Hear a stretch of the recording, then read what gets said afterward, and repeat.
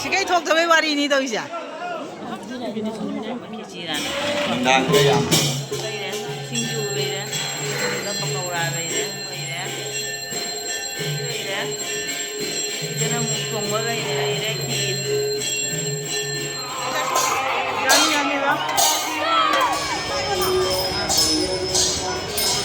Apa kerja ini am jang mau memang.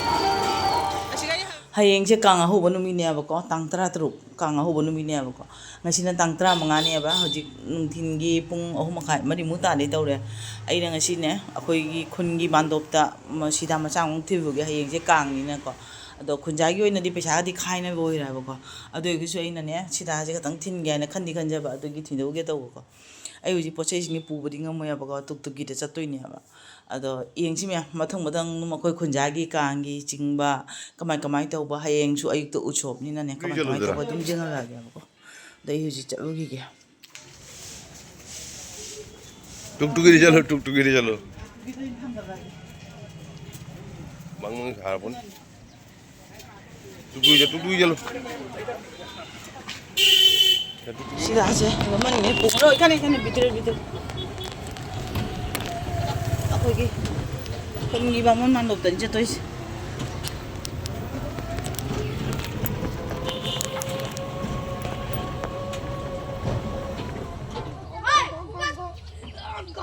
Lagi kunjai kang lo sih kau beira, kau kunjai kang angang miam sana beira, mah yang sini cingdoi aja, si kang je, nang dinda cingdoi ni apa?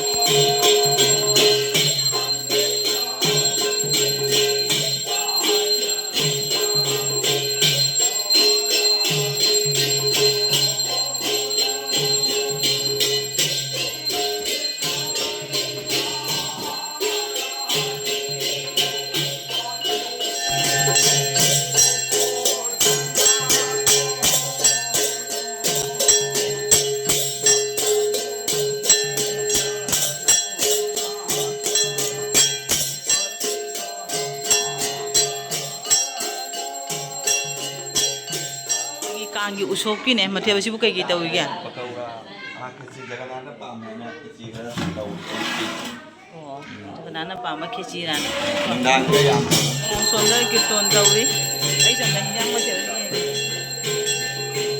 achigana ngai re singju ve re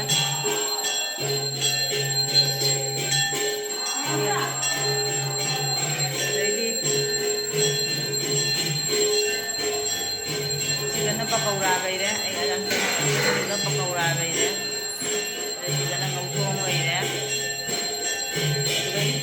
sina kari jana motor uti gai re jana thong gai re jana khir gai re khir tanra gai re sina ame pi gai re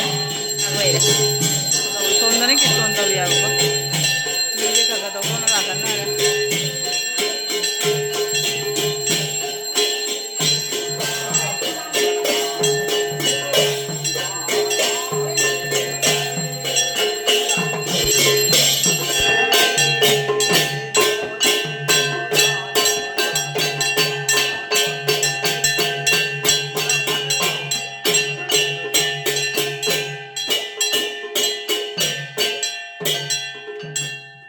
Jagannath की पूजन आरती कीर्ति आनंद हरि बोलो ए होरी जगन्नाथ के jai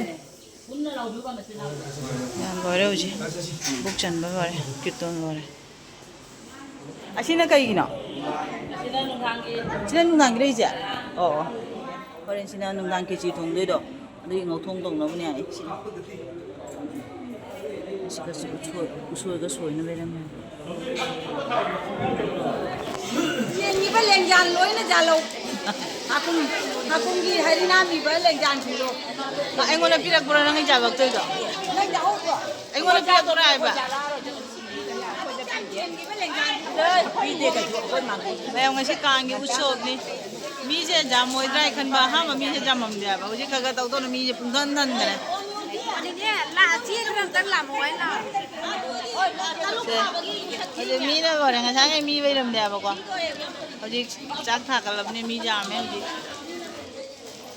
ai se jao Poopó नदी थमगरे अब अदु काय थमगरे अब अदु नंग नशागी पानी थमदे थमगरे अब नंग थमजल वाइना थमगी बने अब अदो नंग हंदक ने फी पीरगा फी फंगदे ना मेसेज तौरे नत्रो नंगोदा रामनवमी थौरी पाई जाते जे हम मांदोप मी से यूरमदे अजिगे साखारे मी से भोग जामम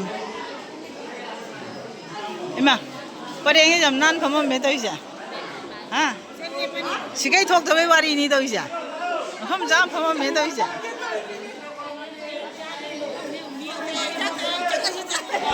मसाइदि मी यूरमदे हुजि मी न बिग थनगरे अइना लाकोदा मी मोबेरमदे आबा मी न बिग ए पदमी सवेरमने तो आई होद्रे नंग लाकबा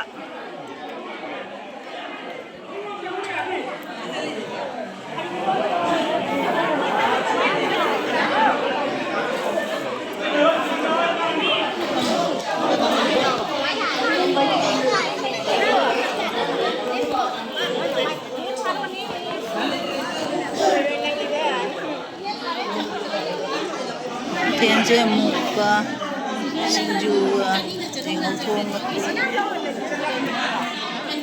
kana angani padami hukre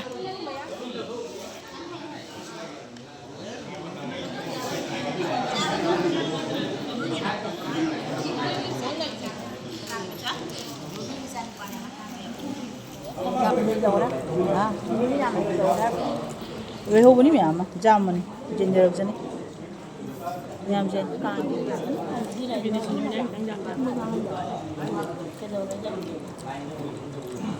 video नमी रंग का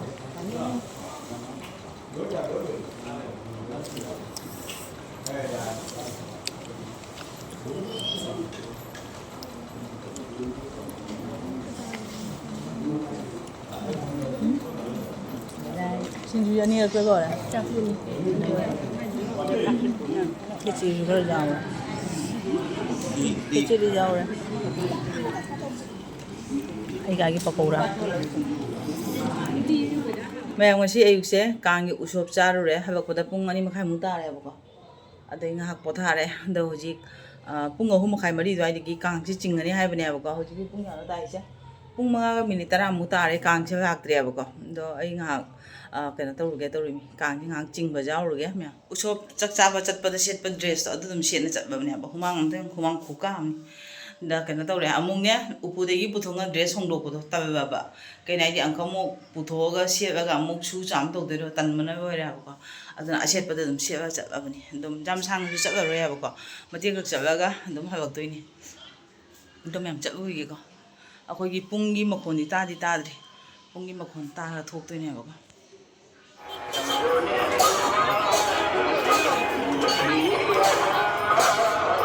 Asmi jami ya? Jami ba?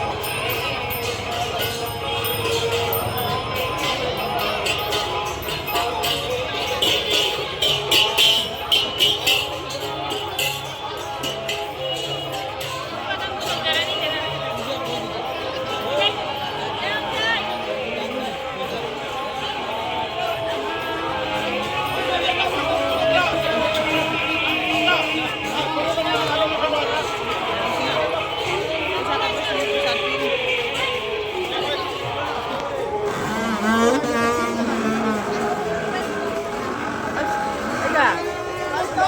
한징 하이네 더 이제. 이거 뭐 해줄게. 네, 저기 좀 해야겠 올라가. 저기 좀 해야겠 올라가. 사람들아 거기.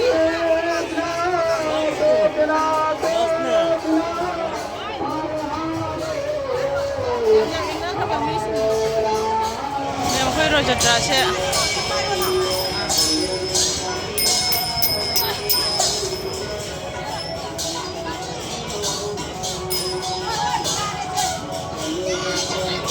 Mau masuk ke dalam. Jangan pelan tuh ya.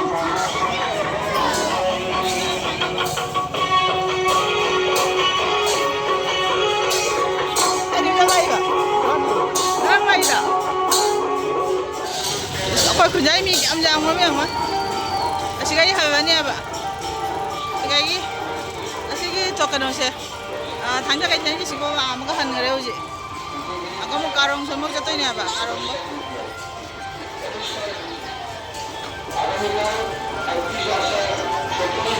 Ni jam jang mo mi. Mai kai thong sa se uji. Son nó một karong nó jatoi ni aba. Ai som de sa rồi ga nam bi de jang auran.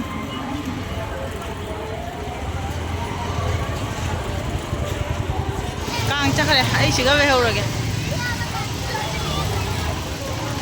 rồi atan. Saya jangan orang ke jumla. Mau cakap apa kau?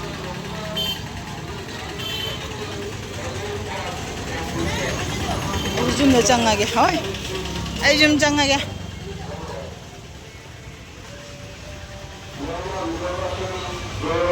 Jam sang cakap orang apa kau? Ngang mati ke cakap orang? Aku lagi mana mau apa hujik dah habis.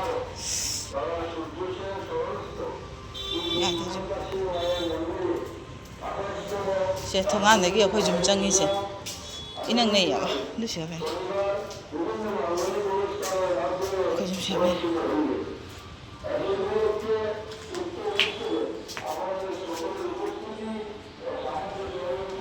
너? 응.